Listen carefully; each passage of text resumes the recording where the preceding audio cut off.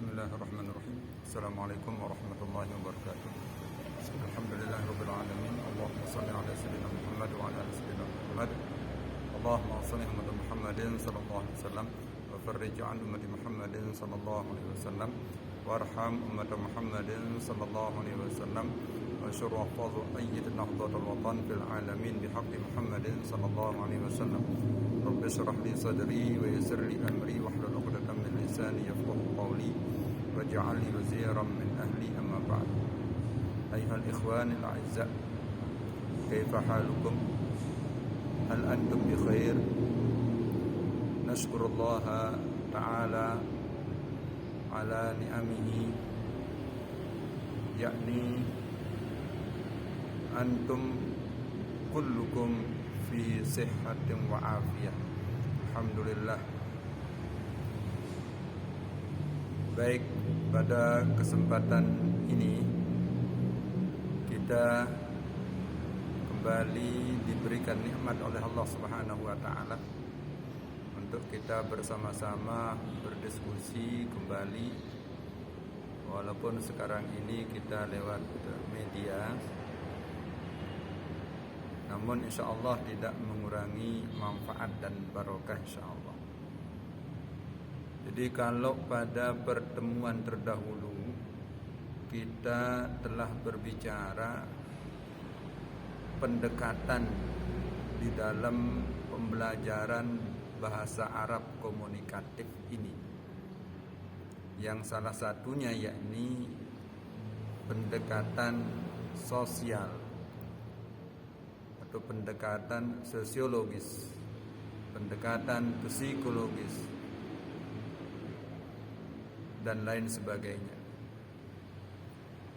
Dalam kesempatan ini kita akan lanjutkan pembicaraan kita bahwa di dalam kita melakukan sebuah proses pembelajaran atau proses pembinaan, proses pengasuhan atau proses pendidikan dan apa saja,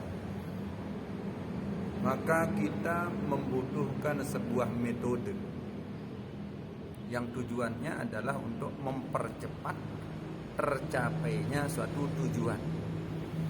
Jadi metode itu boleh dibilang adalah alat untuk mencapai tujuan itu. Karena tanpa metode sulit tujuan kita akan bisa tercapai.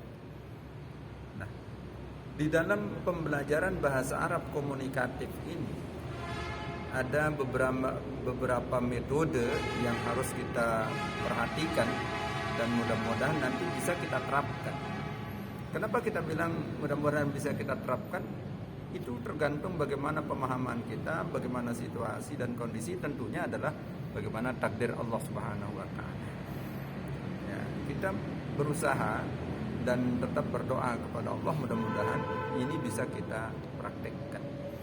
Nah, salah satu metode yang dapat kita pelajari dan insya Allah dapat kita praktekkan nanti, yakni metode tajribiyah dan tadribiyah. Jadi metode latihan dan terus mencoba, praktik, atau di dalam bahasa pengantar pendidikan itu ada metode drill. Metode drill. Jadi ini tajribiyah, ini adalah metode drillnya. Jadi kita berusaha bagaimana mengajak anak atau peserta didik kita untuk latihan berbahasa, latihan bercakap, latihan berkomunikasi, dan kita bangun mentalnya sehingga dia bisa mencoba dan terus mau mencoba, mensupport dia sehingga dia penasaran untuk mencoba. Nah, di sini di dalam penerapan metode tajribiyah tadribiyah ini harus diawali oleh guru. Guru di dalam hal ini sebagai mediator, ya, sebagai mediator. Jadi dia harus bisa berperan sebagai sebuah media, sebuah perantara, ya, untuk bagaimana anak-anak itu bisa berkomunikasi. Ya, dan dalam hal ini guru harus pertama yang melawan anak, yang mengajak anak untuk untuk latihan, ya. Dan di dalam hal ini guru harus bisa berperan sebagaimana peran anak itu sendiri. Jadi guru tidak boleh berperan sebagai orang tua di sini. Karena apa? Karena anak itu bisa kaku nanti untuk latihan. Jadi mari bersikap berperan sebagai anak, sebagai teman akrab, sebagai partner di dalam pembelajaran. Jadi betul-betul guru membaur dengan anak di sini, sehingga anak bisa dengan leluasa melakukan latihan dan percobaan di dalam berkomunikasi. Ini yang pertama, metode yang pertama. Metode yang kedua yang harus kita perhatikan dan pelajari serta praktikkan, yakni metode tahriri. Metode tahriri ini, jadi guru di sini menjadi fasilitator bagi anak. Karena di sini anak diberikan kebebasan sepenuhnya untuk berekspresi, ya. Jadi terkait dengan metode yang tadi tajribiyah itu, biarkan anak berekspresi bagaimana caranya dia mau mencoba. Nah, jadi masalah lokasi jangan ditekan, jangan dibatasi, ya. Jadi dalam metode tahriri ini semua ruangan, semua tempat itu adalah tempat belajar. Baik itu halaman, dapur, kamar, rumah, ya, halaman sekolah, kelas, dan semua tempat yang lain termasuk sawah misalnya. Jadi kalau anak mau pergi mencoba ke sawah silahkan. Itu biarkan mereka merdeka di situ. Membebaskan anak untuk belajar, tapi tetap dalam pengontrolan. Jadi tidak boleh guru lepas di situ. Boleh tentukan misalnya anak silahkan mau ke sawah, mau ke halaman, tapi dengan secara tidak langsung guru sudah membatasi di situ agar bisa dibuat pengontrolan yang baik, ya.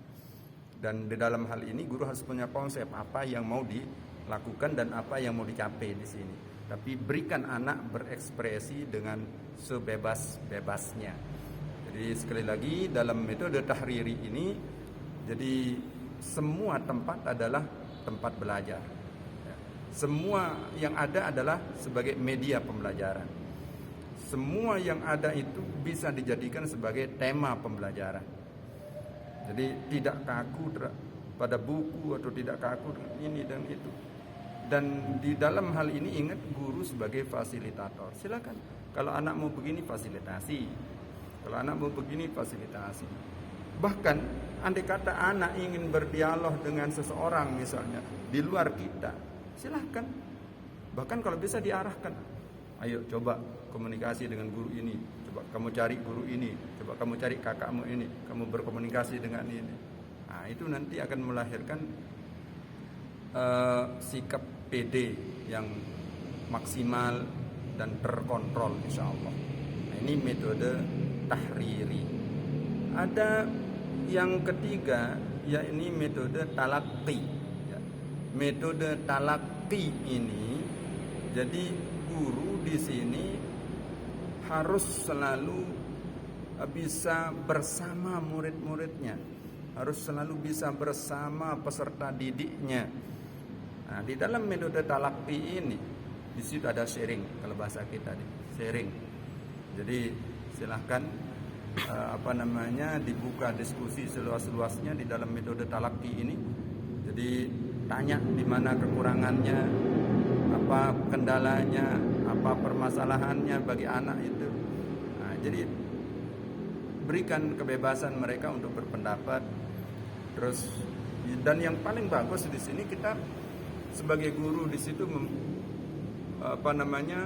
memberikan diri kita untuk diberikan masukan, saran, pendapat, tanggapan dari siswa. Nah, jadi kita tanati bertemu antara guru dengan siswa atau guru dengan peserta didiknya. Nah, kita tanya dalam bahasa yang biasa-biasa. Misalnya, wahai anak-anakku, kaifa halukum? Alhamdulillah bi khair. Hal antum bi khair? Alhamdulillah. Misalnya mereka menjawab begitu. Ya, kita apapun jawabannya ya senyum saja. Ya, kita senyum. Nanti tanya sedikit-sedikit, mas muka ya bunaya, mas muka ya waladi. Jadi bahasa-bahasa yang santun, bahasa-bahasa yang menyenangkan kita pakai di situ. Min aina anta. Setelah kita buka dengan sambil goyan-goyan begitu ya, kita tanya, gimana pendapatmu dengan bahasa Arab ini? Gimana pendapatmu tentang saya, misalnya seperti itu. Apakah kamu nyaman dengan cara saya seperti ini? Jadi kita bangun supaya jangan takut juga untuk berkomentar. Ayo, supaya saya bisa memperbaiki diri begitu. Gimana cara kamu supaya nyaman? Bagaimana cara saya akan membina kamu, mendidik kamu supaya nyaman? Seperti dulu pernah diterapkan oleh salah seorang guru kami, yakni Sayyid Abdul Hamid di Madrasah As-Salatiyah. Ya, ada salah seorang teman saya dipanggil oleh dipanggil oleh beliau. Lalu beliau katakan di situ, wahai anakku, ini kurang lebih saya sampaikan, wahai anakku, gimana caraku untuk mengajari kamu?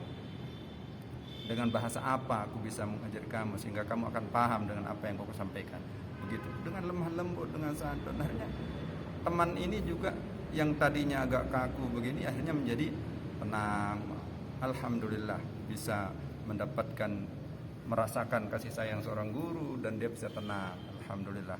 Nah, ini jadi metode yang pertama tadi adalah metode tajribiyah, terus metode tahriri, lalu metode talaqi. Ya, metode talaqi. Ini yang minimal 3 metode ini kalau kita kuasai sebagai seorang guru, lalu kita terapkan, insya Allah. Nah, terus diulang-ulang. Ya.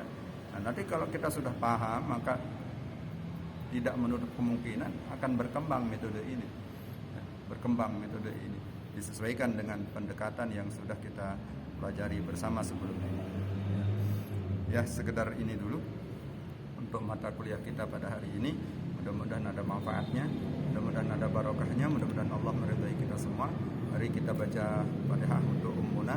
Mudah-mudahan Ummuna selalu sehat afiat dan bisa membimbing kita dari dunia sampai akhirat, dan mudah-mudahan beliau juga selalu sehat afiat bersama Maulana Syekh Zainuddin Tsani dan seluruh keluarga beliau.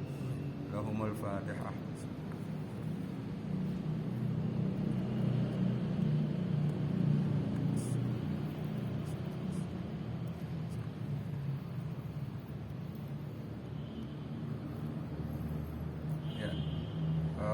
Ikhwan sekalian, ini saja yang dapat kami sampaikan dalam kesempatan ini. Terima kasih. Sukses semua, barokah insyaallah. Wallahu a'lam bishawab. Alhamdulillahirabbil alamin. Wallahul muwaffiq wal hadi ila sabilir rasyad. Wassalamualaikum warahmatullahi wabarakatuh.